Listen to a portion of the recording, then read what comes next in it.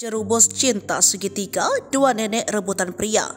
Saling jambak di pasar, janji dinikahi. Sebuah video viral memperlihatkan dua orang nenek terlibat perkelahian di tengah pasar. Diduga perkelahian dua nenek tersebut dipicu masalah asmara cinta segitiga. Insiden tersebut terjadi di pasar tradisional Desa Basali, Kecamatan Kontunaga, Kabupaten Muna, Sulawesi Tenggara. Identitas dua nenek tersebut yakni WI 58 tahun dan WP 70 tahun yang terlibat asmara dengan LO, seorang pria berusia 60 tahun. Keduanya berkelahi setelah bertemu di pasar yang diawali dengan adu mulut, lalu berlanjut dengan jambak-jambakan hingga keduanya terjatuh dan berguling di jalanan. Warga yang berada di pasar pun berusaha melerai perkelahian dua nenek itu. Terungkap bahwa WI merupakan istri sah dari LO.